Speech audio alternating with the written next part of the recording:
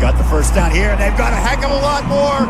Iacomelli, can they catch him? He will go 81 yards. Cody Iacomelli finds Pater.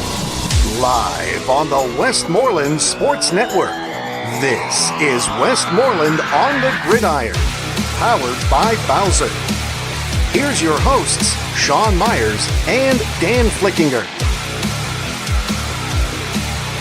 And we welcome you into a very special playoff edition of Westmoreland on the Gridiron here on the Westmoreland Sports Network. Same time, same day, Wednesday, 7 p.m. And Flick, this is maybe our biggest show of the year. And I say that most weeks, but it's actually really true this week because we are going to not only run down all the scores and top performers from the final week of the regular season. Of course, we'll have our plays of the week, but we will look ahead at the WPIAL playoffs with 6 coaches interviews. Colin Hove, Kiski area. Dustin Schoaf representing Southmoreland, Mike Arone of Derry area, Dom Girardi from Burrell, Thomas Pallone of Jeanette and Greensburg Central Catholics, John Thompson, as they all look ahead at their postseason games. This Friday, we'll break down the brackets as well, looking at where all of the Westmoreland County teams were slotted. And so there's a lot to get to. But before we look ahead, let's look back with Week 9. For many teams, the final game of their campaign, unfortunately. For others, they clinched a postseason berth or got a nice little tune-up for postseason play. We'll begin with the games that we had broadcasts of, and that was Norwin's 14-7 victory over Mount Lebanon. And this was a massive win for the Knights. Now, ultimately, they would have been in the playoffs regardless because Central Catholic did beat Canon McMillan. The difference, however, Flick, is by beating the Blue Devils, Mount Lebanon is left out. Norwin gets the 3rd spot as opposed to the 4th had they lost this, and that seems like that could make all the difference in the world. And even though he didn't score, Giovanni Rotroff had another massive performance, a school record 260 yards on the ground. What an absolutely amazing season that Gio has had. And I don't know, going into the year, if many people were talking about him, right? Everyone was talking about Tristan Tavares, and well-deserved because, he's had a great career at Norwin, 4-year starter at quarterback. So that's kind of where I think the concentration was on offense for Norwin going into the season by people outside of the program. I'm sure Mike Brown knew what Gio was capable of because Rotroff's been, again, great this season. And, you look at Mount Lebanon, man, they're a pesky team. I feel like they've gotten better throughout the year, and that might, going forward into next year, help them a little bit. They knock off Hempfield and they keep almost, they were right there with Norwin and nearly, knocked them out. It was interesting, though, Sean, when you look at Gio's final numbers, how do you rush for that many yards and not have any touchdowns? I'm not saying anything bad against him. It's just a weird stat line, to do that. So I'm sure Norwin would have liked to get the ball into the end zone a little bit more than they did against Mount Lebanon. But now they get a bye week, if you will. They have a chance to kind of rest up a bit. And I'm sure they're so excited to try to give NA a little bit of payback. Yeah, absolutely. That will be the matchup. We'll touch on that when we look at all the brackets. But the Knights in, courtesy of their victory over Mount Lebanon. They did a really nice job slowing down Patrick Smith as well for the Blue Devils. Penn Trafford already knew it was in, but the Warriors certainly took care of business, and the difference as a result is the fact that they now get a first-round bye. 42-14, they knock off Greater Latrobe. Cody Iacomelli had 122 yards rushing. He also threw for a touchdown. I was really impressed by Dante Duragon, however, for Greater Latrobe, a freshman running back who went for 130 yards. Trinity 34, Bell Vernon area 21. Flick, you had the call of this one. First time in a long, long time the Leopards will not be in the postseason. The first time in 17 years, to be exact. They just fell behind too significantly too early, and I think they were probably at least on even terms the rest of the way, but you fall into a 3-score deficit, rarely you're going to come back and win a game. Yeah, that's a good way of describing it, man. I mean, I give credit to Bell Vernon this year. They played a really tough schedule. I feel like they were in pretty much every game except for that Aliquippa game. They rarely got blown out. They played tough, and in this game too. They get behind 20-0 fairly quickly against a Trinity team that had scored 34 points in one quarter the week before. And you're thinking, hope this doesn't get away from them and it goes to mercy roll or anything. And then, Bell Vernon makes it 20-7 at halftime. Second half, Trinity comes out and scores. It looks like, again, they're going to pull away. And all of a sudden, it was 27-7. Bell Vernon scores 2 in a row to make it 27-21. And at that point, I think it was late in the third quarter, Trinity had the ball back and the crowd was rocking. They were, chanting for Bell Vernon. They had so much momentum, and you're thinking that they really have a chance to come back and tie or go ahead because they were, again, only down by 6 and not 7 because of a missed 2-point conversion. And unfortunately, a throwback screen by Jonah Williamson, who was, really good in the game, the Harvard commit for Trinity. Throwback screen. And, it goes 60-plus yards for a touchdown, and that kind of ended the game at that point. But, again, you got to admire the fight by Bell Vernon. They caused a huge fumble that went the other way that set up a touchdown when Trinity could have put the ball or could have put the game away. And then Nick Mihalko, we'll see later, made an amazing diving catch to set up one of their scores as well. So some great individual effort. But, again, just like Bell Vernon has done a lot this year, unfortunately, has come up just that short. Well, Dairy Area certainly did not come up short. Trojans win 47-20. They are postseason bound, knocking off York. The Cougars finished with 8 consecutive losses.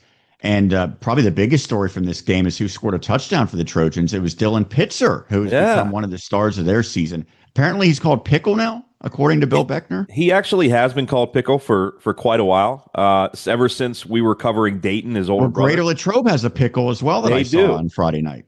They do. They didn't play each other this year, though. So, we didn't get a chance to have the battle of the pickles. Pickle Birkin, I think you're referring to, right? Yes, that's right. Yes. Yeah, starting safety for them, actually. But Pitzer scores a touchdown, which that's a offensive lineman's dream, isn't it? Yeah. Absolutely, man. Especially last game of the year, you finally get a chance to score. Yeah, that was pretty cool. Max Doherty having another big game running behind Pitzer and crew. He went for 142 yards and a score rushing. Jeanette dominant against Riverview, 36-0. They knock off the Raiders. Kimani Brown has an interception return touchdown. He's got a long rushing touchdown in the game as well. Really good work defensively by the Jayhawks as they are headed to the Class 1A playoffs. Armstrong knocks off Franklin Regional 41-14. Brock Bowser passed for over 100 yards for FR. That's their third different quarterback that's seen significant reps this season. The significance of this game for Westmoreland County, Armstrong winning this game allowed Kiski area to get an automatic berth in Class 5A. So the Cavaliers owe a little thanks to the Riverhawks. Woodland Hills, as we just talked about, defeats Kiski area 28-0, although the Cavaliers are in the postseason. Southmoreland 38, Greensburg Salem 0. A big bounce back for the Scotties after they were, potentially reeling after that lopsided loss against Elizabeth Forward. Stanley Chapman blocked 3 punts in the game. Cam Lee had an 81-yard kickoff return touchdown. Fair to say special teams was a massive advantage for the Scotties against Ty George's squad. Yeah, I was reading the game recap, and, they had written that it was a school record 3 punt blocks in a game. And I'm like, you probably didn't need to look that up. I mean, how many times has a team had, or one player had 3 punt blocks in one game? Well, how many times has a team even had it? Yeah, exactly. I'm pretty sure you'd be safe just saying that, we don't even look it up. I'm sure it's a record. So Chapman has, again, just had a tremendous year, particularly on the defensive side. Offense, more of a blocker, I think H-back type deal, but defensively, he is just absolutely everywhere, and we'll need him to do that again this week. Yeah, and that's a welcome sign because we wondered, would Southmoreland kind of go down the same path as 2024 where they limped into the playoffs? Well, not the case. A decisive victory against the Golden Lions. Elizabeth Forward continues to roll 41-7, knocking off Mount Pleasant area. The Vikings left out of the playoffs. They thought maybe they could be a wild card team. Did not happen, in large part because Burrell defeated Deer Lakes 48-41. Antonio Perkins, this might be legitimately one of the best games I've ever heard from the WPIAL. 360 yards rushing, that also a school record. We talked about Rotroff establishing one for Norwin. Perkins sets the Burrell rushing record. He scored 5 rushing touchdowns, returned a kickoff for a touchdown, returned a punt for a touchdown, also had an interception playing defense. Truly, I don't know how much more he could have done to get his team that much needed win against the Lancers, and that win got them a wild card berth in 3A. Yeah, there aren't many football teams where one player makes such a difference. I mean, sure, we see it here and there, but Perkins, I mean, he is Burrow. Burrow is he. I mean, he's just every single week. He just continues to outdo himself from the week before. And I mean, those are just ridiculous numbers. Like you mentioned, not just on offense either.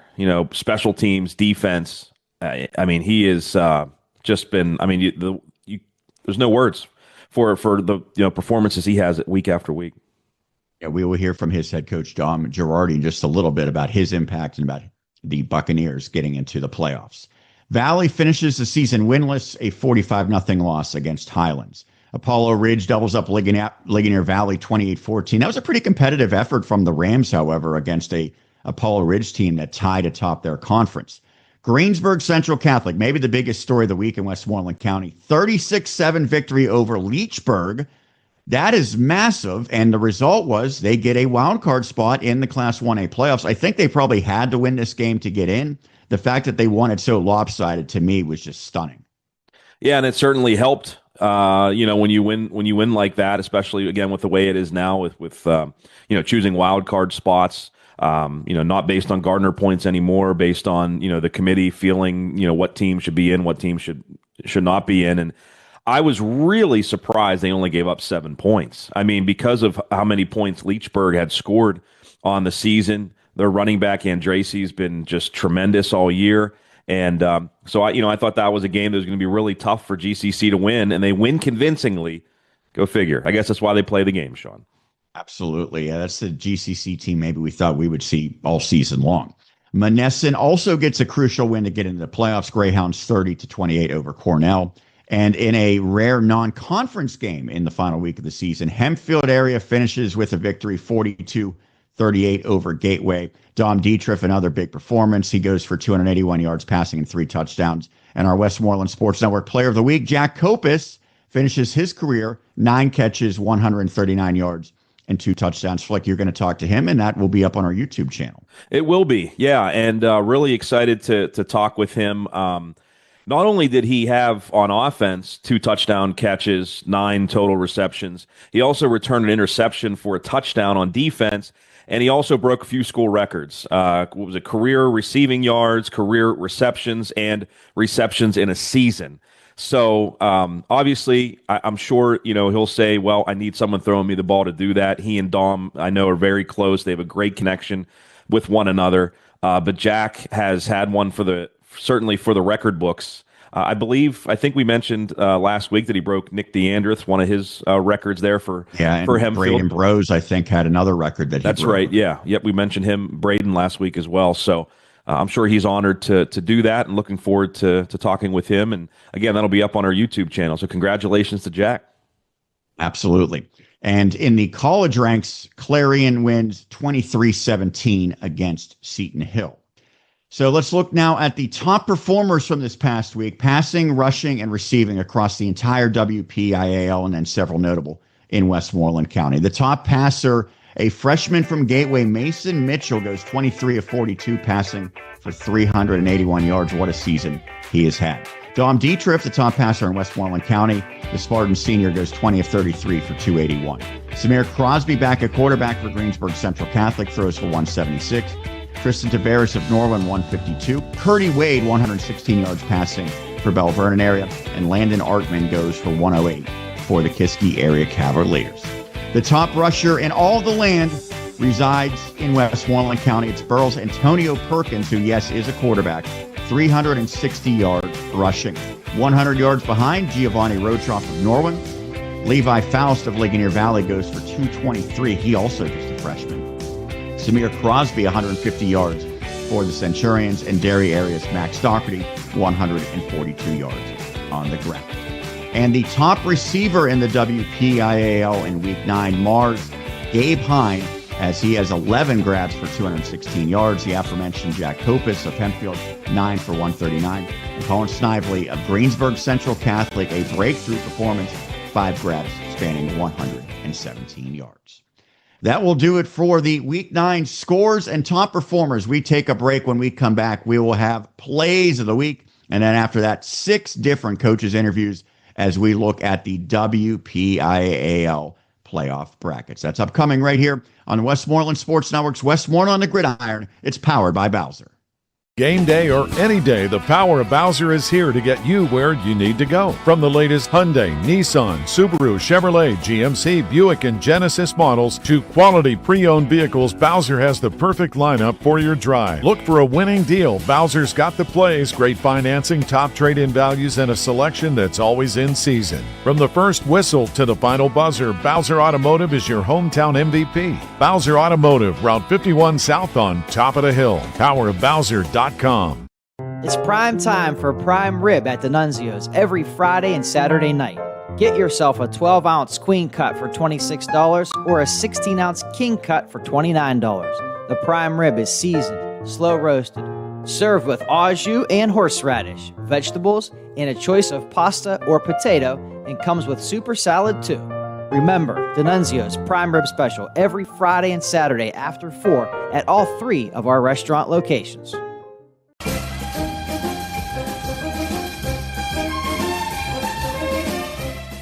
We continue here with the very special playoff edition of Westmoreland on the Gridiron here on WSN. And Flick, we've got such a busy show that we don't have a lot of time to waste, so we got to jump right into it. Let's do plays of the week.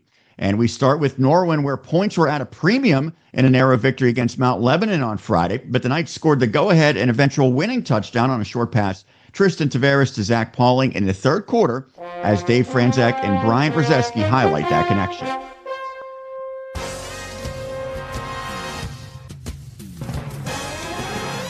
But he's going ahead and going the shortest distance between 2 points. Throwing for the end zone. Touchdown, Zach Pauling. Yeah, nice little play action type, pass type situation where they make him respect the run, but a good job running the pick lane. So what's nice about that is they run a little bit of a pick play where Pauling's initially setting a pick for Leonard to go to the pylon, and they cover the pylon, and then there you have Pauling sneaking out the back, working the back line of the end zone, and Tristan does a great job putting a good ball on him right in his catch radius that makes it a nice, easy pitch and catch in his stomach. As I said earlier, Sean, a pesky Mount Lebanon team. They tie the game at 7. Norwin answers back with that touchdown pass to Zach Pauling. Not a name that, we've heard a ton this year on the offensive side, but a good another weapon for Norwin to have, going into this game against North Allegheny in a couple of weeks. And how about the final game played at Knights Stadium, football game played at Knights Stadium right there? Yeah, they're going to do major renovations and will not be playing there presumably next year. So it's going to be until 2027 until we're back doing broadcasts at that field at the Castle.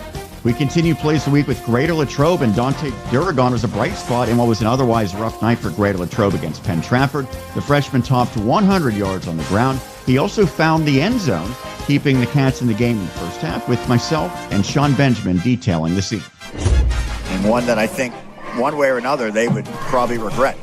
There goes Duragon, and he is in on a 12-yard touchdown, the freshman Duragon. Boy, is he a good-looking back. They ran a zone play that time. All the linemen slanted that way. Went for an outside zone. He found a crack and gets into it. You see here, a little motion over. Outside zone. Found the gap, got into it, and gone, just like he did on that long run earlier. Strong game for Duragon. Looking forward to watching him coming up in the future. And Duragon, by the way, was a Teener League star, if you remember correctly. That's right. Yes, we mentioned that. Tom Batcher, I'm sure, very excited to see that. Well, we'll stay in that same game and look at the Penn Trafford side because Cody Yakimelli, he's become a big play threat each and every week, and that continued against the Wildcats. His score late in the first half gave the Warriors some breathing room, once again with myself and Sean on the call. Had they got it, of course, that conversation wouldn't be had. They got the first down here, and they've got a heck of a lot more.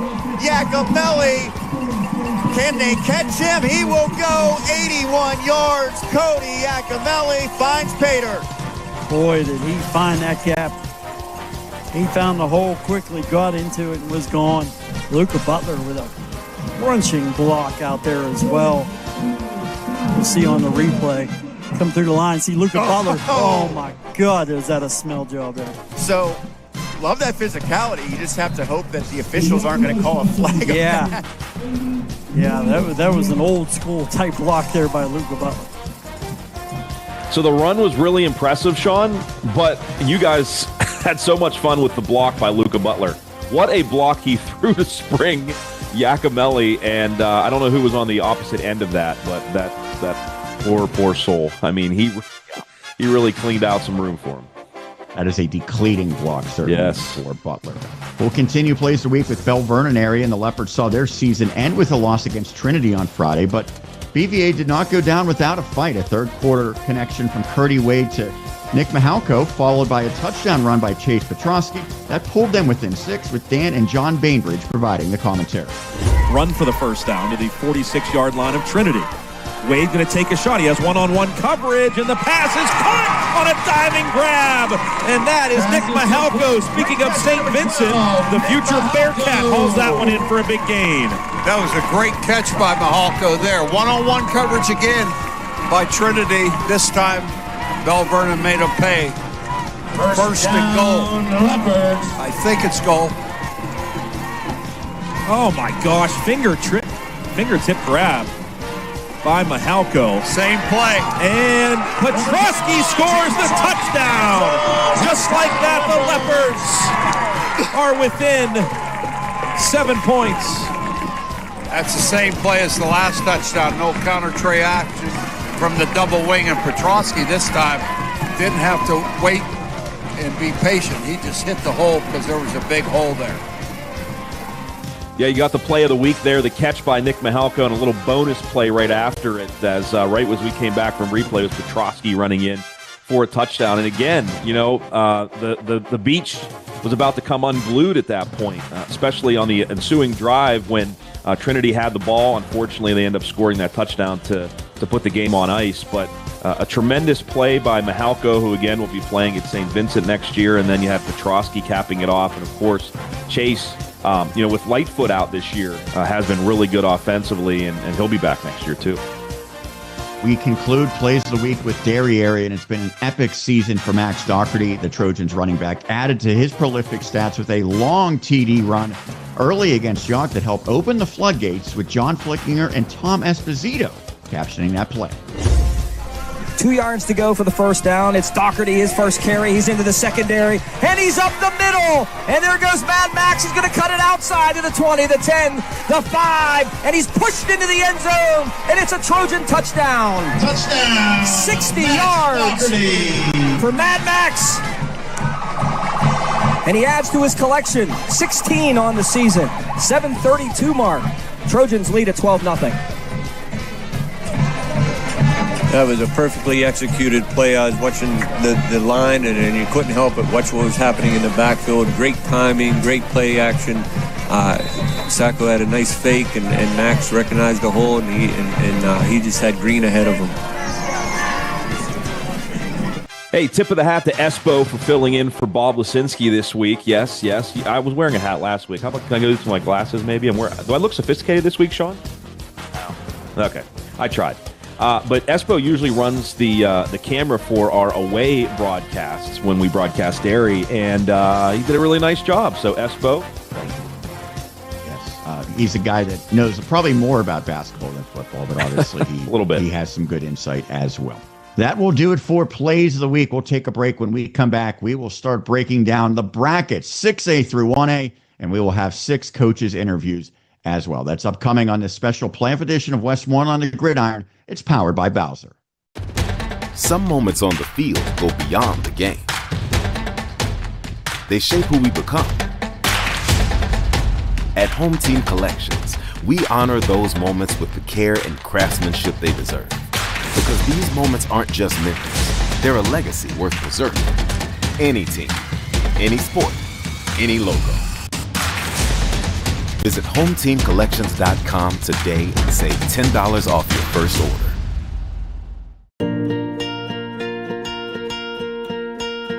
You can't count all the ways you take care of your family in a single busy day.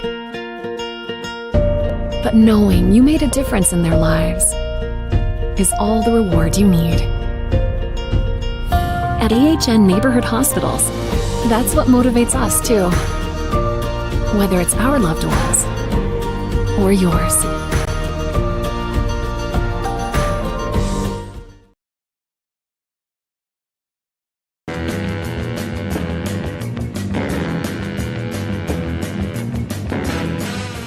continue here on this special playoff edition of Westmoreland on the Gridiron. We already ran down everything that happened from this past week. Now let's look ahead to the first week of the WPIAL playoffs. We will analyze these brackets, and we'll have 6 interviews upcoming. Colin Haw of Kiski area, 3 coaches from Class 3A, Dustin Schoaf, Mike Arone, and Dom Girardi, and a couple from 1A as well, Thomas Pallone and JT. But we begin in the highest classification, 6A. And Flick, we're not going to spend much time on this because there's only 4 teams.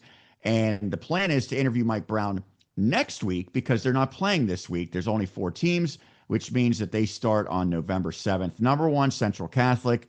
Number 4, Cannon McMillan. That is going to be a home game for Central Catholic. We'll see where they actually play it. Maybe Gessling Stadium. That's where they play some of their games at least. On the other side, number 2, North Allegheny against number 3, Norwin. That will be at NA, but the first game that was at Norwin was an instant classic. So you certainly have to feel like you've got some confidence if you're the Knights heading into that one with a trip to the championship on the line. The Class 5A bracket. It is number 1, Pine Richland, and the Rams get a bye. They will face the winner of number 8, Shaler area, and number 9, Kiski area. We'll talk to Colin Haw in just a moment. That game will take place at Shaler. Certainly feels like a winnable game for the Cavaliers. Penn Trafford also gets a bye as the number 4 seed. So we'll hear from John Rowane next week as his team will be preparing for either number 5, Moon, or number 12, Armstrong. Those 2 teams have already played Penn Trafford this season. Warriors narrowly edged Moon and won decisively against Armstrong. Number 2, Peters Township gets a bye and will play either number 7, Bethel Park, or number 10, North Hills. Woodland Hills also gets a first-round bye. The 3rd-seeded Wolverines will play either number 6, Upper St. Clair, or number 11, Plum, that got into the playoffs with a very dramatic touchdown by their kicker. So that will be the opponent that the Wolverines will face at the Wolverina. And just quickly, Flick, the big story for us here in Westmoreland County, PT thought would probably be either 4 or 5. If they were the 5 seed, they would have had to play a game this Friday. They are the 4 seed, so they get that bye. Now they get the week to rest and prepare for a rematch against, as we mentioned, either the Tigers, which would be a great matchup, or an Armstrong team that they overwhelmed the last time around. Yeah, and both teams they played this year too. So, not only have they played both teams, but again, they get that extra week of preparation, and we know how John Ruane loves to prepare. Most coaches do, obviously, but John's always in there doing things and trying to come up with ways that his team can win, some creative things. So I think PT's in a really good spot right now. Yeah, and another team that's in a pretty good spot, the Kiski area Cavaliers. They got the 3rd spot out of the Big East Conference. They reward the number 9 seed in a very winnable matchup against number 8, Shaler. That, again, will be at Shaler area. So let's now hear from their head coach, Colin Haw, and then we'll come back to break down the 4A bracket in just a little bit right here on Westmoreland on the Gridiron. First off, Colin, congrats. A big accomplishment. You're number 1 at the helm, and your team is in the playoffs, and you're in the 8-9 matchup as well. So how big of a deal is it for your team and for you individually as a first-year head coach to be in the postseason? Yeah, Sean, thanks for having me on, first off, and then thanks for that. Also, I mean, it's awesome for the guys. This is something that they're talking about since I first got here. Even last year when they got snubbed, they felt like they got snubbed a year ago in the playoffs. They thought they should have been in and didn't get that opportunity. So to get this opportunity this year has been huge for these guys, and they're excited.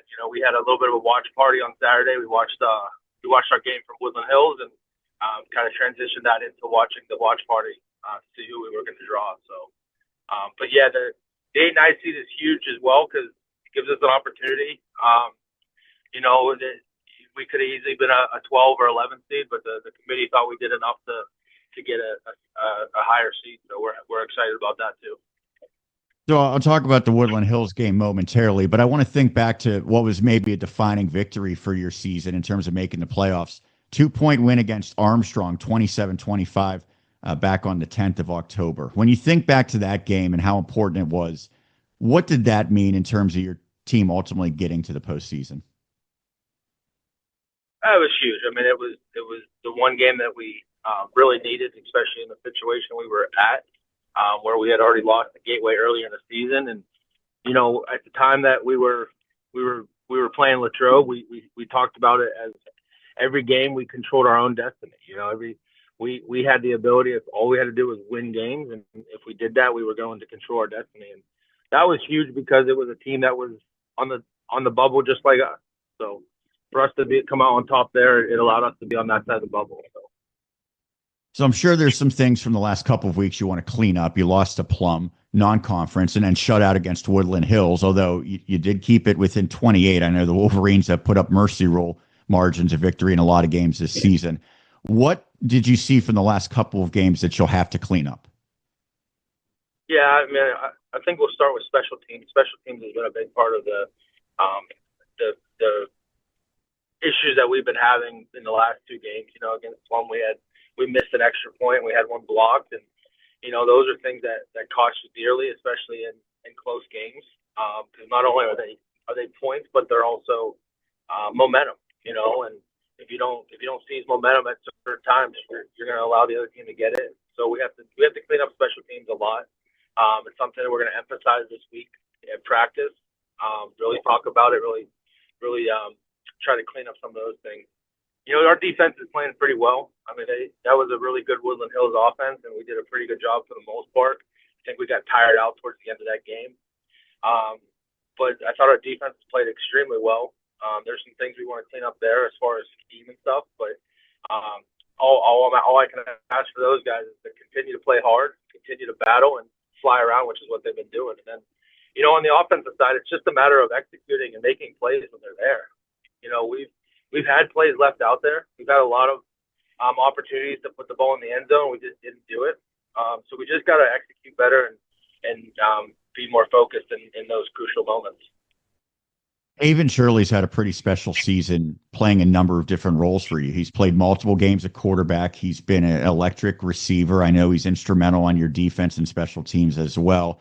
And I would imagine because he is a senior on a group that has a lot of underclassmen, he's also a guy that a lot of the younger players look up to. So how much of an impact has he made all season? Yeah, you see the impact he makes just by the way defenses have to game plan for him, you know. The last couple of weeks, they had certain people that had to make sure that he wasn't the guy that was going to beat them, and they did a good job doing that. So, as far as an impact in that world, you see it in that capacity. Now, as far as an impact on the team, I mean, we've got a really, really young group behind us, and he's done a great job of getting them ready and just teaching them how to practice and the right way to do things like that, as well as you know, just his attitude every single day we step on the field. Like, his attitude has been great. He's a positive kid. He's a kid that we are constantly using as examples for the younger guys. So you mentioned potentially a very winnable matchup in the first round. You get the 9 seed, Shaler area the 8 seed, so the game's at Shaler. How did that seeding and the matchup align with what maybe you had expected going into Saturday afternoon? You know, I don't like to live in that world. Like Friday night after our game, I wasn't sitting there trying to figure this whole thing out, because at the end of the day, you never can guarantee what that's going to look like. But we had some coaches that were trying to figure it out. Like, they were sitting on the board and they were trying to rank everybody and see who we were going to get. And, you know, that was a fun thing to see. You know, we're glad we got the draw we did. Again, we're glad to get anybody playing playoff football. It's an opportunity that not many people get. So whoever we draw, we were going to be ready. We were going to be excited for. You know, we're going to be ready to play when we come Friday night. And Shaler's an interesting story as well, because there's no doubt that it's been at times a rough season for the Titans. And yet, I believe heading into their final game, if they would have pulled off the upset of all upsets and knocked off Pine Richland, they actually would have been the conference champion. So when you look at the Titans, how do you evaluate their up and down season, and what challenges do they present? I think they've played some really good competition. You know, so their record is what it is, but their schedule, the teams that they've played some really tough competition. So, you know, they're a team that they're very, very similar to us as far as size wise. You know, so that's a good matchup for us in that world. Offensively, they're dynamic. They do a lot of different things, so we're gonna have to be prepared on the defensive side to kind of attack them in all different aspects. So, you know, and then their defense gives problems because they bring guys, they move around a lot. They're never stationary. They're always moving. So offensive line wise, we're young. So we're just going to have to play with our eyes up and make sure that we simplify it as much as we can so that we're not out of position. But I like the matchup. I think it's a really quality matchup, a really good team we're playing, and I'm excited for it. So I think our guys are too. Colin, we're excited that the Cavaliers are in the playoffs once again. Thanks so much for doing this. Congrats on making the postseason, and good luck against Shaler. Thanks, Sean. Appreciate it. Play It Again Sports in Greensburg is your locally owned and operated sporting goods store. We set ourselves apart by offering a wide variety of both new and used equipment at competitive prices. Located in the Greengate East Plaza, below Walmart, Play It Again Sports' knowledgeable staff will help you and your family prepare for every athletic season. Whether you're looking to buy, sell, or trade, we are here as your one-stop shop. At Play It Again Sports in Greensburg, everybody plays. I am the swiftest creature alive. I can make it. I will make it. That's where we come in. The Collision Shop by Jason Mignon is your one-stop shop for all things auto body repair. Our experienced technicians and state-of-the-art facilities have you covered. Body repairs, refinishing, glass replacement, and more. Our friendly office staff is happy to assist you through every step of your vehicle's repair process. Visit thecollisionshopbyjason.com for our complete list of services.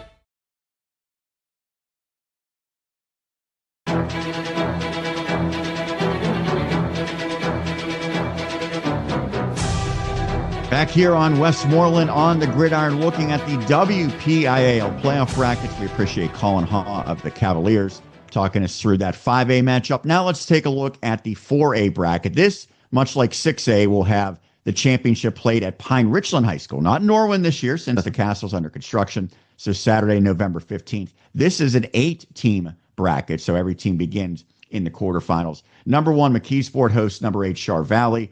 4-seeded Thomas Jefferson welcomes number 5, Mars. Number 2, Trinity gets number 7, Aliquippa. That's not a fun matchup for the Hillers because of the postseason success of the Quips. And number 3, Newcastle welcomes number 6, Montour. No Westmoreland County teams, unfortunately, in the 4A bracket.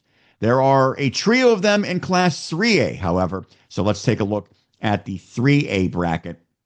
Avonworth, the number 1 seed, gets a bye. The Antelopes, of course, the defending champions. They will await the winner of number 8, Freeport, and number 9, Beaver. That matchup taking place Friday at Freeport area. EF, Elizabeth Forward, gets the number 4 seed and a bye as well. And the Warriors will play either number 5, North Catholic, or number 12, Burrell. That is a TBD in terms of the location. The game will be Friday at 7. Other side of the bracket, number 2, Amani Christian gets a bye and will play either number 7, Southmoreland, or number 10, Hopewell. The Scotties get a home playoff game once again.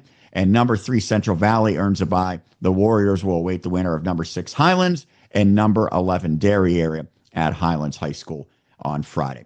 Well, Flick, no doubt one of the biggest stories in Westmoreland County this year has been the Southmoreland Scotties. They finished the regular season 9-1. Yet they get the number 7 seed. And I know that there's certainly an argument that they could have been seeded higher, but I think some of the competition they played wasn't as competitive. And the fact that their one true massive test, they lost pretty lopsided. You can sort of understand it. It's not going to be an easy matchup against the Vikings because they've got a prolific sophomore quarterback. But this is, I think, a real chance for Southmoreland to finally get off the schneid with that playoff win. Absolutely. And how exciting it would be, doing it at home. But yeah, I mean, I can see both sides of it, right? I mean, they can only play the teams that are in front of them, and they won 9 of 10 games. So I can understand why Southmoreland would be upset, but I can also see the WPL saying like, well, look who they played, look at their competition. And like you said, the one game that they had a chance to really prove themselves and the huge test against Elizabeth Forward, it was a blowout. So, had they, maybe lost by just 7 points or something in that game, maybe they get a higher seed. And that's what we're talking about when, just the little things going into these games throughout the regular season that are really important if you want to get better playoff seeding. But the bottom line is they do have a home game, and they do have an opportunity now, certainly to finally win a playoff game. But obviously they got to go out and do it. What a feather that would be in the cap of their first-year head coach, Dustin Schoaf. Let's now hear from Schoaf talking about the Scotties against the Hopewell Vikings. First off, congrats, Dustin. I would imagine that when you took this program over, this was one of the biggest goals, was to first and foremost make the postseason. So how good does it feel that your team is getting a chance to play at least one more game this season? Sean, first and foremost, thanks again for having me on. It's a great honor and privilege for our guys to have another week, right? And as soon as the regular season wrapped up this past Friday, we told them, about half the schools, right, in the WPO are done, and you're not. And it's a whole new season, right? The records are 0-0, and that's our mentality, continuing moving forward is 1-0. But yeah, we first got hired in February, right? When we started, our goal was to make the playoffs, right? We knew we had some really good skilled athletes. We had an offensive line that, we had some kids coming back that had some, playing time, whether that was JV or varsity. But we had to put the pieces together, and we were excited to kind of get to where we are and get a chance to play this upcoming Friday. So it was a little interesting that your team clinched a playoff spot in the loss against Elizabeth Forward. So I'm sure there wasn't a major celebration necessarily after that game. So you were already in, but you had a lot to prove most recently in your final game of the regular season against Greensburg-Salem. And I would say it was a really good job bouncing back. 38-0 victory. How important was that to see your team's response? And then what did you like most about the mentality and mindset from the squad? Yeah, after the loss, the EF, we challenged our kids, right? We kind of felt like it wasn't us, right? It wasn't kind of our brand of football. We did some things that wasn't, true to who we are for the first 8 weeks. And, that's something that we continue to tell them, right? You're better than that, right? We're better than that as a program. That's something that it's called adversity, right? We keep on telling our kids, it hit. Now it's on how we respond. And, I was really proud of them, right, to come out against Salem. And, Ty George is a phenomenal coach, right? They got a good program.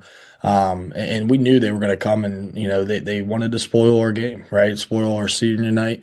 And that's the part of the game of football we understand, right? And our kids, responded well with it. We're proud of them. And it's something that we expect. And I told them earlier in the week, all how we prepare throughout the week is going to kind of decide how we play on Friday night. And we just had to get back to who we were, being physical, playing our brand of football, and continuing doing what we do on Friday nights. Well, your brand of football for most of the season has been great defense. It started week 0. You get the shutout against Valley. Your last 3 wins have all been via the shutout. 41-0 against York, 14-0 against Mount Pleasant, and as we mentioned, 38-0 against the Golden Lions. How good of a sign is that your defense, for almost half of the wins this season, has completely blanked the opposition? Yeah, and it's something that goes to credit to our kids, of just enjoying, a physical sport, right? And that's something we try to tell, all 3 phases of football, right? To play this game, you got to be physical, right?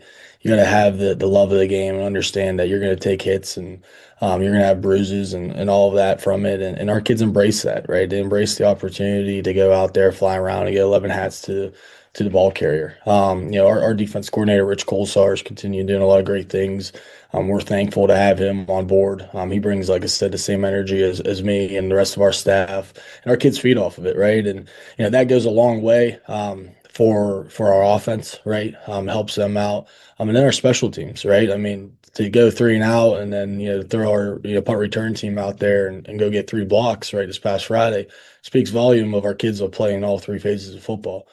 So at the end of the day, it's something that we knew early in camp, right throughout summer, we were going to have a strong defense, and we're just priding ourselves off of that. But our offense is coming a long way, right? Our special teams are coming a long way. So we're continuing to kind of explain and really embrace the 3 phases of football for us. So you get the number 7 seed. With that comes a home game, as I mentioned, going against number 10 Hopewell. So how did the 7 seed in that matchup align with maybe the expectations you had heading into the release of the bracket? Yeah, we kind of had a feeling we would fall either between that 5 and 7 spot. That's something that, obviously taking the loss, the Elizabeth Ford, we understood was going to kind of come through it. But, at the end of the day, we're happy we're in the playoffs, right?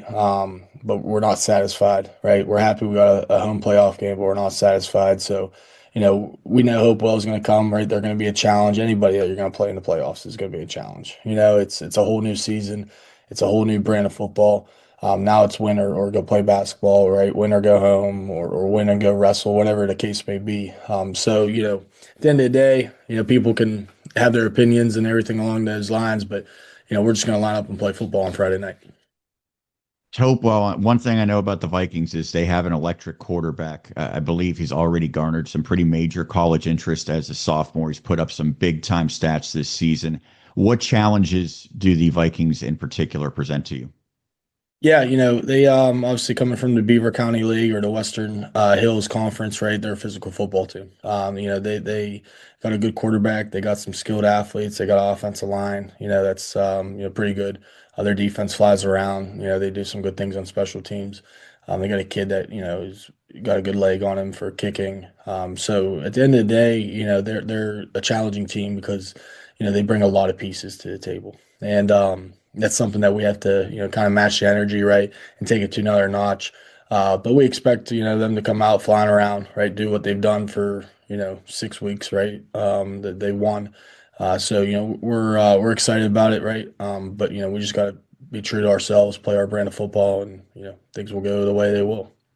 What particular aspects are going to be the biggest keys to score that victory? Yeah, I think our offense has got to keep growing, right? I think our offense is, took a big step this past week, and we got to build off of it, build off the momentum. Our defense has got to continue in helping our offense out, helping our special teams out, right? Get the 3 and outs, right? Get pressure on the quarterback, right? Fly around, do everything that we've been doing for the last couple of weeks. And then our special teams got to play a factor, right? Our kids and our program, our staff, right? We have to play all 3 phases of football this Friday. And, let's play all football, right? Everybody's in for a reason, right? And everybody's a good football team, right? So at the end of the day, there's going to be 5 to 6 plays that could really dictate, how this game goes. And it could be on special teams, could be on offense, right? Could be on defense, whatever case may be. Our goal is we got to be on the good end of that, right? The positive end. We got to be able to run the football, right? We can't shoot ourselves, kind of in the foot or anything like that, with penalties, be disciplined, right? Kind of, the same motto every week, right? If we continue doing that, worry about ourselves, then, hopefully the goal, right, and then the result is what we expect. Well, lastly, it's your first year, but I'm sure you know all too well Southmoreland has not won a playoff game. It's been close in recent years. Obviously, getting a home game is a big part of that recipe, but what would it mean if this is the first team that ever captures a postseason win? Yeah, that's something that, obviously has been lingering, right? And people in the community, people around, Westmoreland County and the WPIL has been, kind of watching, right? It'll be a great feeling, right? We continue to tell our kids, our seniors, right, that have been through this process, that have just had the most wins in program history, right, due to last week, right? They're doing a lot of great things, right? And they don't want to be done yet, right? And we don't want to be done yet. So, it would be a great feeling, right? But our philosophy, our mentality going into Friday night is 1-0, right? It's the same philosophy as when we were playing week 3, week 4, week 1. We're going to worry about the game itself, and as long as we do everything, the little things, and then it'll add up to the big things as everybody's kind of talking about. So. Well, Justin, thanks so much. Again, congrats on making the playoffs in your first year, and good luck. Oh, and I appreciate it, man. Thank you. And we appreciate Dustin Show for taking the time to talk. And now let's take a look at another game in this bracket. That is the number 11 Derry area Trojans going against number 6 Highlands. And it's not an easy matchup, certainly for Derry, but one that I think that they might be able to hang around in. Remember a few years ago, Greater Latrobe got its first playoff win in like 50 some years at Highlands. So we'll see if the Trojans can replicate that success. Ultimately, Highlands has a terrific running back, but I think if you're the Trojans, you'd say we've got a pretty darn good one as well. Yeah, Max Doherty. I think that's going to be certainly a big point in the game, just trying to control the football, control the clock, grinding it out with Max and Derry's running game. And hey, when you get into these big playoff games, you have to throw the ball a little bit too. And I think Sacco's been doing a pretty good job, especially, the last few games of throwing the ball a little bit to open up the running game a bit more. So should be an interesting matchup. Well, let's now hear from the head man for Derry area. Here's Mike Arone. And first off, Mike, congratulations. Getting into the postseason, that's a big deal. It certainly looked like after that win against Mount Pleasant, your team was well positioned, and then you officially clinched with the win against York this past Friday. So the last couple weeks, getting that massive win against the Vikings to set yourself up and then officially clinching, how much has that meant for you and the players? Yeah, thanks, Sean, first of all, for having me. And it's been great. Again, we told our kids 3 weeks ago that it was a 3-week season, and they took care of business all 3 weeks and secured themselves a playoff spot. So they're excited. They're glad to get back, and hopefully we can put our best foot forward again and see what we can do. 3 consecutive wins after that loss against Elizabeth Forward that was obviously lopsided. The Warriors have been doing that to pretty much everyone. So what changed after that, and what has been some of the big keys to this recent run? I don't know a whole lot changed. Again, our kids have been focused throughout the football season. They put losses behind them and moved forward. They realized what they had to do, and they've done it. So I don't know that a whole lot's changed. But a testament to our kids who have had a goal in mind, and they just put their minds to it, and they practice well, they practice hard, and we're ready to go for the playoffs. You knock off the York Cougars 47-20. It was honestly probably a little more lopsided than that score even indicates. So what did you like most coming out of that game?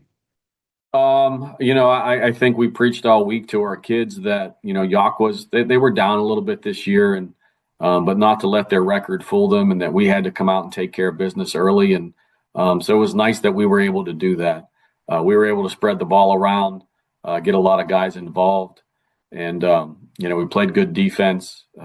We did what we wanted to on offense. So it was definitely a nice tune-up, and it gave us a chance to rest our guys a little bit in the second half as well.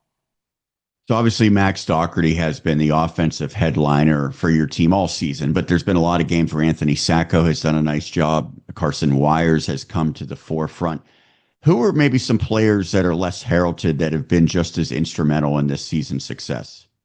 I think when you look at guys like Max Doperak, Noah Style, even Ricky Daniels, Anthony Frank, all these guys are some receivers that they're selfless. They block well. We told them early on in the season, because we had a plethora of receivers, if you want on the field, you got to block, and they've done that. And then Aiden Frank's come along as a fullback that's big for us. Because that allows us to not have to play some guys both ways, because he's able to play fullback, and Preston Donovan, Justin Papuga can now concentrate defensively. And then obviously the entire offensive line and defensive line have been stalwarts for us throughout the year. So we're going to continue to rely on them. Doesn't seem as though the Interstate Conference got a ton of love from the committee for Class 3A. EF, the conference champion, gets the 4 seed, Southmoreland 7. Your team gets the number 11 seed in a 12-team bracket. So how did the 11 seed in that matchup against Highlands align with what you had maybe anticipated? Yeah, we were obviously, very, very hopeful that maybe, they'd be nice to us and we'd get that 8 or 9 seed. But we didn't, and that's okay. I think they probably looked at strength of schedule. I honestly feel that, if you get an automatic bid as one of the top 9, you should be seated in the top 9. But the WPIAL committee obviously felt differently. So we're happy to be in. We're going to compete and win a football game, and all our sights are set towards Highlands.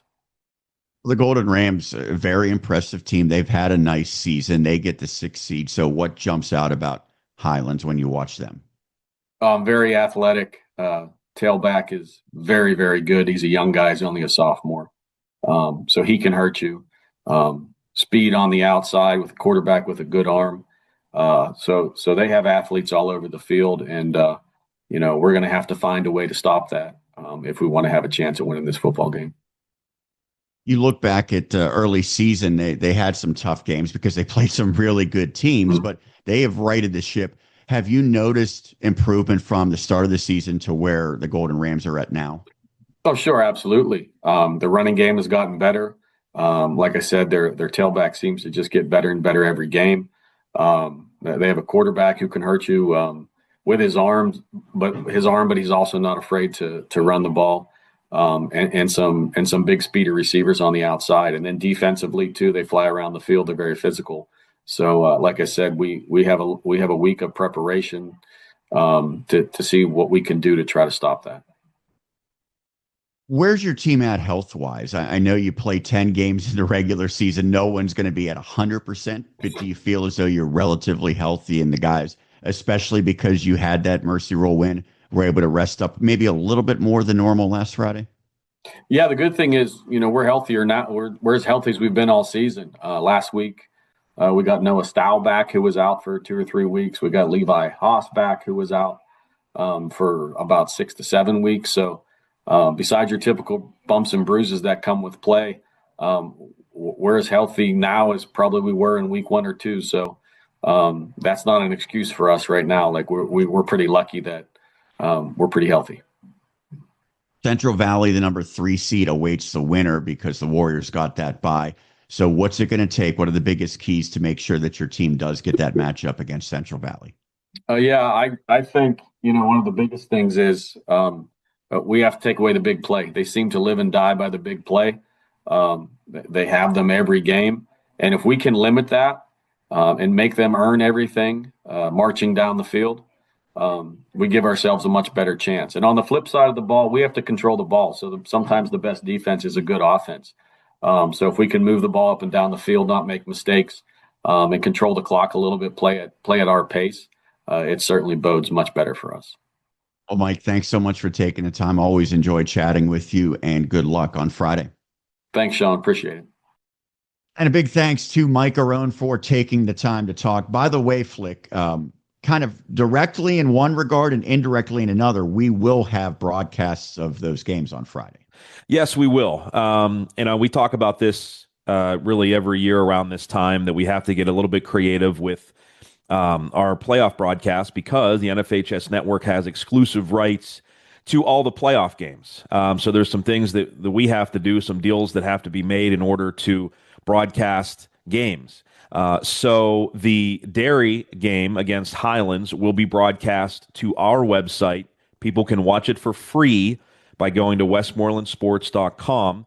However, the Southmoreland game, which we will be broadcasting, that will be broadcast to the NFHS network. Now, you can access that on our website too, westmorelandsports.com, but it will take you to NFHS. And again, I'd have to sit here probably for about 3 shows to explain why that is. But just know that we do everything we possibly can behind the scenes, and that includes financially, to try to make everything free for everybody. But again, that's the plan on Friday night. And we are also broadcasting Jeanette and Bentworth on audio only. That'll be a free broadcast that folks can listen to. So a lot of juggling going on behind the scenes, but here we are, and that's the plan on Friday night. All right. Well, there's one more coach we want to talk to in the Class 3A bracket. That is Dom Girardi, the head coach of the Buccaneers. They, the number 12 seed, going against a prolific offense for North Catholic. The Trojans have the top passer for the second consecutive year in the WPIAL, but the Buccaneers have maybe the most explosive quarterback we have seen in a long, long time in the dual threat in Perkins. So let's now hear from the first-year head man for the Buccaneers, Dom Girardi.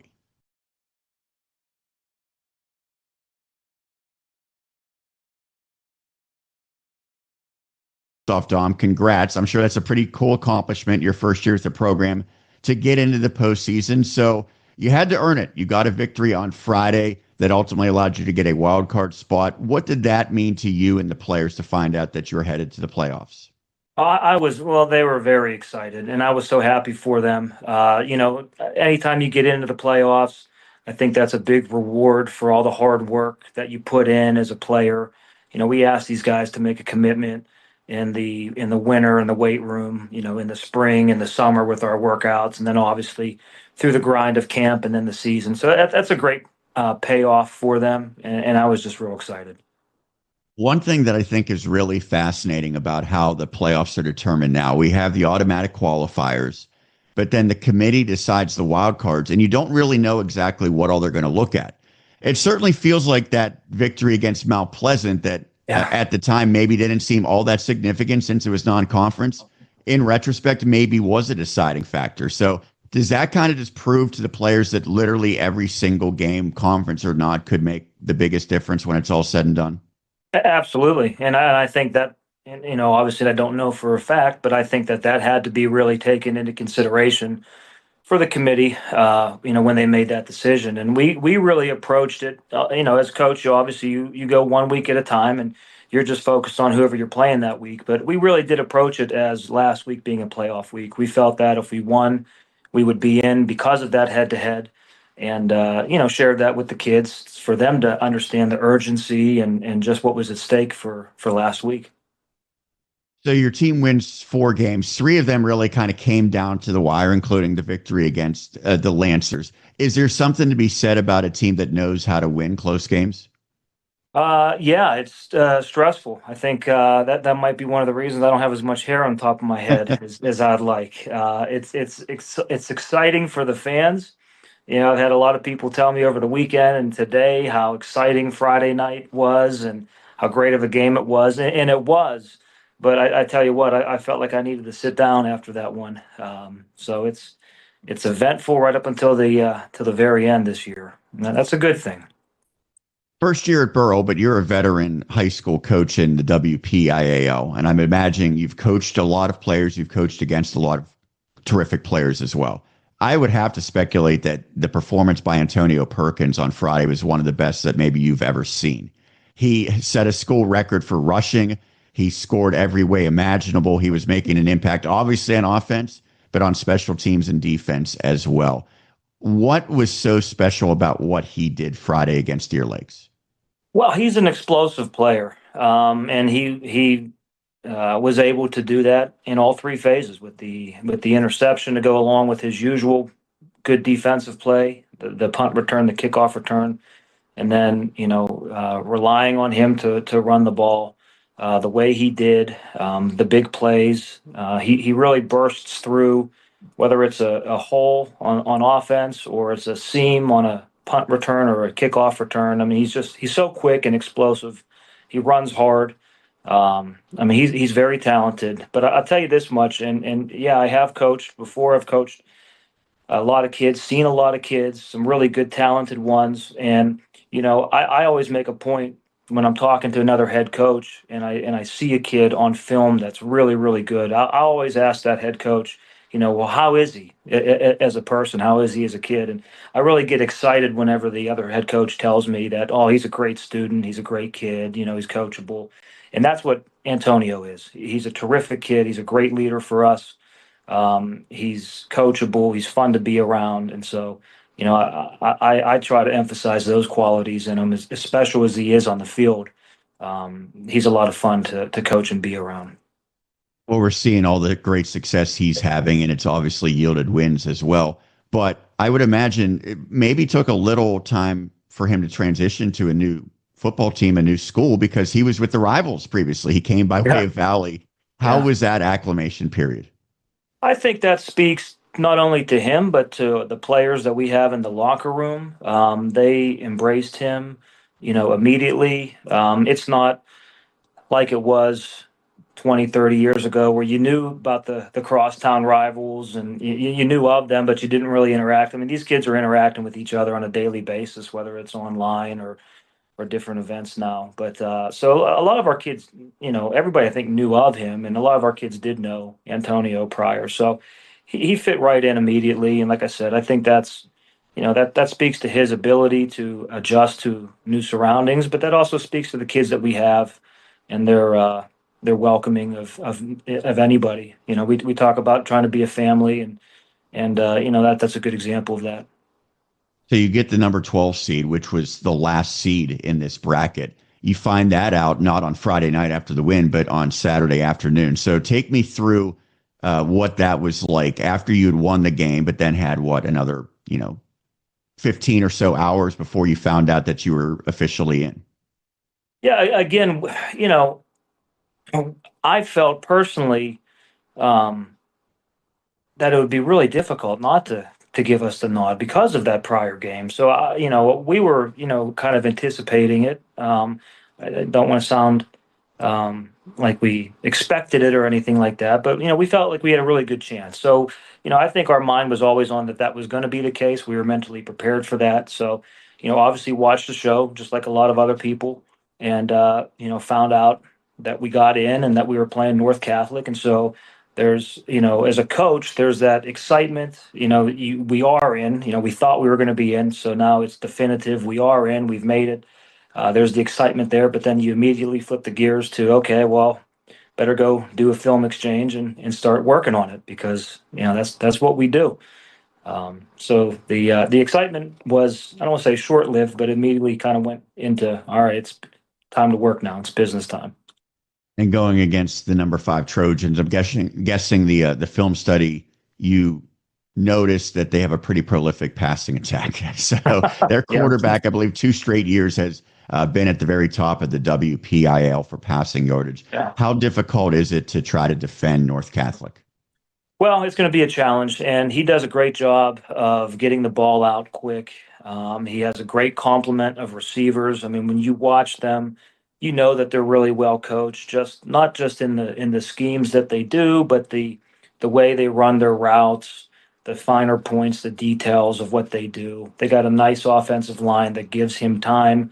Although, again, he really doesn't need a whole lot because that ball's coming out so quick. So, and that's not to say that, they're very capable running the ball. I mean, they offensively, they are one of those teams that when you boil it down, they don't necessarily do a whole lot, but they give the impression that they do. I mean, which is really difficult to do. That's a compliment. With shifts and motions and getting into different formations and different concepts. But, there's certain things that you can tell that they want to do. They do a very good job of doing that. They do a very good job of doing it in different ways. So, we'll have our hands full, but, we're excited that we have the opportunity to go play them. Lastly, the bracket came out, and I don't know if this was the case for any other game. It said Friday, 7:00 TBD in terms of the venue. Yeah. So do you have any clarification on that? I do not. When we get in today, does that make it a little more challenging? I mean, I know ultimately you're going to go to a field and play a game at that time, but is that uncertainty in any way detrimental? No, not really. It doesn't matter. It's that old clip of the Hoosiers whenever the coach takes them in and they measure the distance from the hoop to the foul line and from the hoop to the floor, and they say it's the same. It doesn't matter where you're playing. So as long as it's a 100-yard field, I'm sure it'll work. So no, but I'm sure we'll find out in good time where it'll be. Well, Dom, thanks so much for doing this. Congrats on getting into the playoffs. Good to talk to you, and good luck against North Catholic. Appreciate it. Thank you very much. At Elliott Community Federal Credit Union, we're here to make your financial journey easier and more rewarding. With open membership to all that live, work, worship, or study in Westmoreland County, everyone can take advantage of our competitive loan rates, whether you're doing home improvements, buying a car, or making a personal purchase. Plus, enjoy free checking and online banking with remote deposits, so you can manage your money anytime, anywhere. Elliott Community Federal Credit Union. Make our house your financial home. My name is Katie Kostick. While I was breastfeeding my daughter, I found a lump and immediately went to meet with my OBGYN, where we discovered abnormal tissue that ultimately led to my cancer diagnosis. Independence Health System was amazing with me during my care. I feel that they're compassionate and caring. You can feel when a doctor cares about you. It's like seeing an old friend at this point. I'm Katie, and I got expert care here at Independence Health System.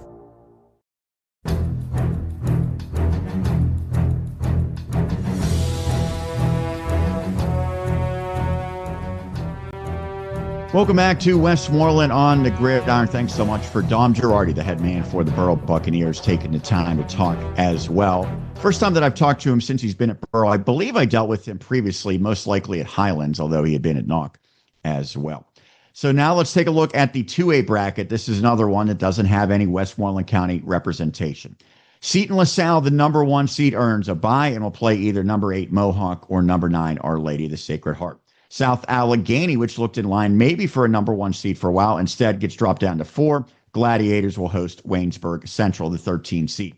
Number 5, Washington at home against number 12, Beaver Falls. Other side of the bracket, Western Beaver gets the number 2 spot and a first-round bye, and will play either number 7, Apollo Ridge, or number 10, Riverside, in that matchup taking place at Owens Field. Number 3, Steel Valley gets a bye, and the Ironmen will play either the number 6, Elwood City Wolverines, or number 11, Keystone Oaks. That championship, much like the 1A, 3A, and 5A, will take place at Acrisure Stadium on November 22nd. And lastly, the 1A bracket, 3 more Westmoreland County teams in this one. A lot of debate on who the number 1 seed would be. It turns out to be the defending champion, Fort Cherry Rangers. Fort Cherry in this 16-team bracket will play in the first round against number 16, Avella. Number 8, Leechburg, probably dropped down after that loss against Greensburg Central Catholic. The Blue Devils host 9-seeded Neshannock. Number 4, Laurel is at home against 13, Jefferson Morgan. And Southside Beaver, the 5th seed, goes against number 12, Chartiers Houston. The other side of the bracket has all 3 Westmoreland teams, beginning with number 2, Clairton, against number 15, Monessen. Good luck to the Greyhounds. Clairton has not allowed a single point since the first game of the season. Ridiculous. When they lost to Monte Christian. Jeez. Yeah, I don't know that we've seen a streak like that. I think they gave up 19 against the Saints in week 0 and have been unblemished ever since. Number 7, Bentworth hosts number 10, Jeanette. We're going to hear from Thomas Pallone in just a bit. That will be at Bentworth High School. 3rd seed Bishop Canavan will go against number 14, Greensburg Central Catholic at Dormont Stadium. And 6th seed California hosts number 11, Fraser. So we begin with Jeanette. We knew heading into week 9, they were already in the playoffs as the number 3 team out of the Eastern Conference. They had a very good showing against Riverview. Would maybe they get bumped up to a home game? They did not. They're going to have to go on the road. Although going against a team from the Tri-County South, that's, I think, a pretty decent draw for Jeanette, but I'm sure they would be love to be playing at McKee.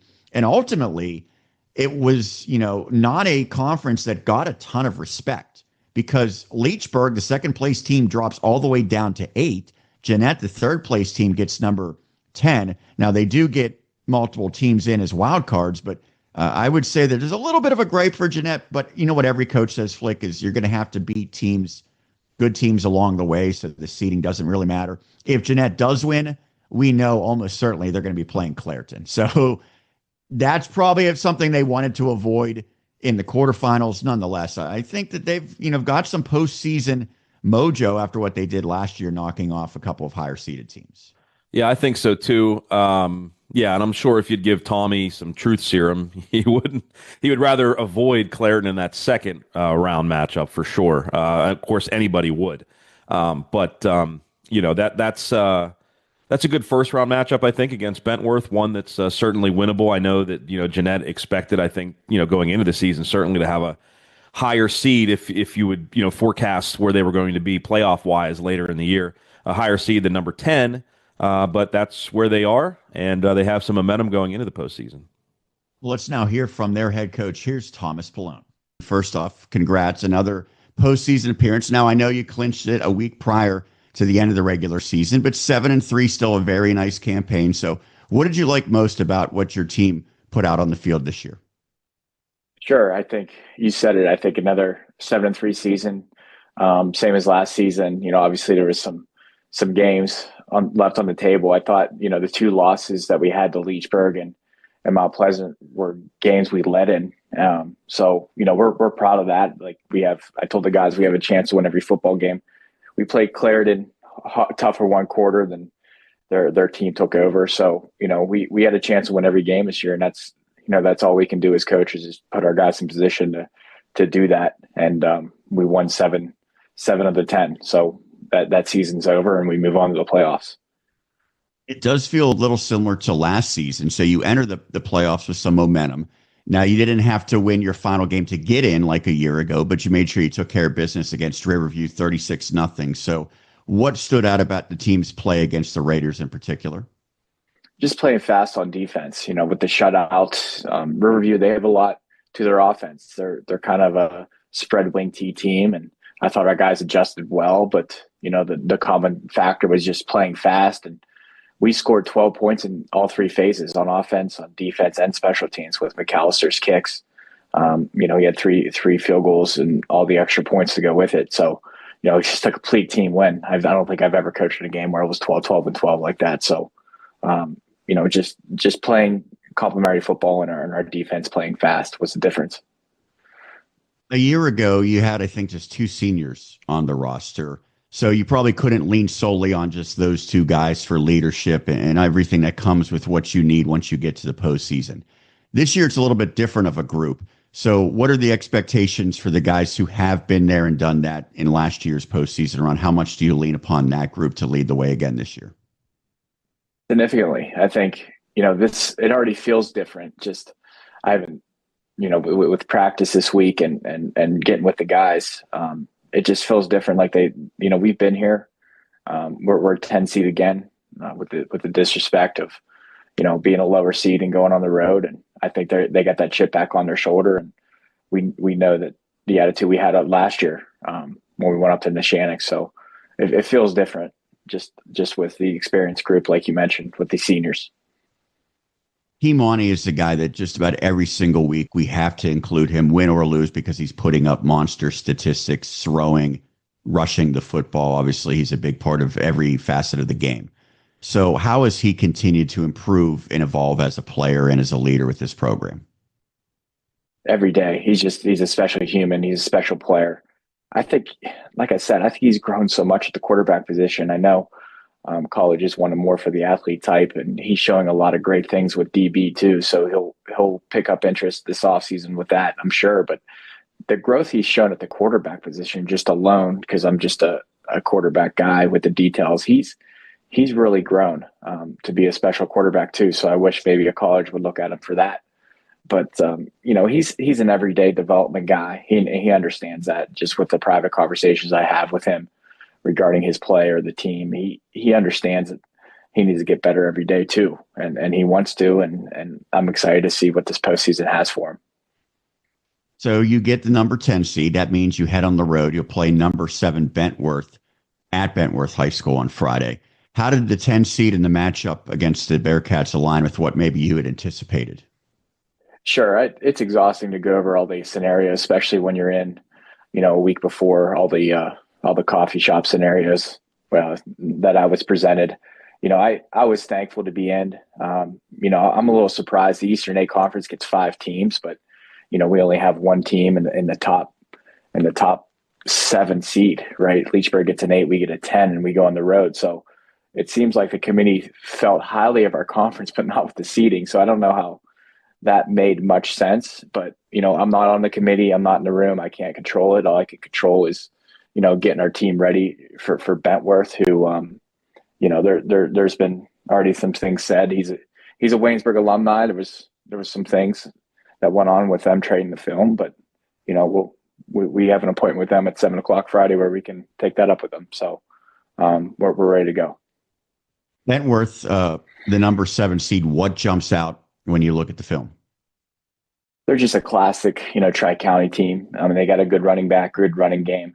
I think their quarterback only has 300 yards on the year throwing, right? They want to run the ball. They got a kid that's one of the top rushers in the WPIAL, and we're up for the challenge on trying to contain him and just keeping our offense going. Well, on the other side, they have 4 shutouts this season, including back-to-back games, not allowing a single point entering the playoffs. So what is the challenge for your offense?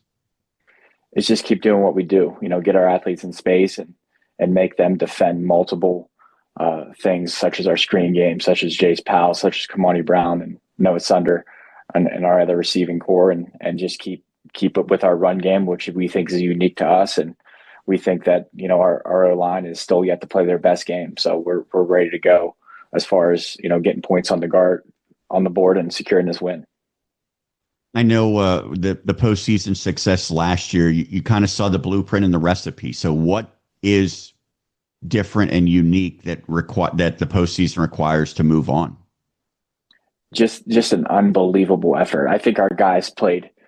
It's still probably the hardest game they played up in Neshannock, and then that was 48 minutes. So that's kind of been our battle cry this week is it's just getting these guys ready to compete every minute of this game and to protect the football and to do all the things that we do to be successful and win 7 games this season. So it's just coming together as a team and just really just playing hard and becoming and putting out an unbelievable effort for 48 minutes. Thomas, thanks so much for doing this. I always appreciate the chance to talk to you, and good luck on Friday. Yeah, thanks for everything this season, Sean. And we appreciate Coach Pallone for taking the time, as always. Seemed like he was a little ornery there about something that's, a war of words, if you will, against Bentworth. That just adds to the intrigue and excitement that will unfold on Friday. Again, that is a game that you can listen to right here on the Westmoreland Sports Network. Final interview we have is with JT, John Thompson, the head coach of the Centurions. And Flick, to me, they just have to be happy to be in the playoffs, because it looked like they were going to be on the outside looking in, and they had that incredible victory. And I think maybe they unlocked something. It's got to be Samir Crosby at quarterback. Yeah, and again, we talked about this a lot, throughout the year. I know they wanted to have Smith Noski at quarterback to add a little more dimension, depth to their offense, to be able to do different things with Samir, but when you have him at quarterback, that's when he can really be special, because he's touching the ball every single snap. So I think that the fact that they impressively beat Leechburg the way that they did, they got to be feeling pretty good coming into this game. Obviously, Bishop Canavan's the number 3 seed for a reason. But when you have Samir Crosby, I think anything is possible, especially, again, when he's touching the ball every play. And I believe the Bishop Canavan starting quarterback is not eligible for the playoffs. Now, that's something that the Crusaders have been able to prepare for, but ultimately that does seem like it could make a little bit of a difference. So 3 versus 14 seed, but maybe a little bit more close to even than that seeding might indicate. We'll see if the Centurions can make something happen. Let's now hear from their head coach. Here's John Thompson. First off, JT, congrats. That's a big accomplishment, because it certainly was an uphill battle to get into the postseason heading into the final week. You had to knock off Leechburg and did so emphatically. So what was the mindset heading into that game against the Blue Devils? That was exactly it. That was the only thing under our control, was that game. And after that, it was up to the committee and who they wanted to accept into the playoffs. So that was our approach all week. Is let's go get this one and see what happens, give ourselves an opportunity. Did the team feel like after that game that it was going to get a chance to play at least one more? Yeah, they did. And it was an awesome feeling in the locker room, on the field. The look in those seniors' eyes, that knowing that they had one more opportunity, possibly, the chances were good. Nothing was guaranteed, but it was awesome. So I'm sure at times it wasn't the season that you wanted, but that was a little bit more of the Centurions we thought we might see, knocking off a very good Leechburg team. When you think back to that win against the Blue Devils, what are some aspects that really stood out? We played it was a total team effort on all 3 sides of the ball. I mean, offense, defense, and special teams. It was an up and down season. There's no question about it. There's, points that we looked like world beaters, and other points that, we weren't very good. So we were able to put one of our best efforts together against Leechburg, and it's paid off to where we are still preparing today. Well, we will talk about Samir Crosby. We always talk about him because he's had such a great season and such a great career. But Colin Snively was a guy who really emerged, 3 touchdown receptions. How special was that for him, and how much of a factor can he be this week? Oh, very.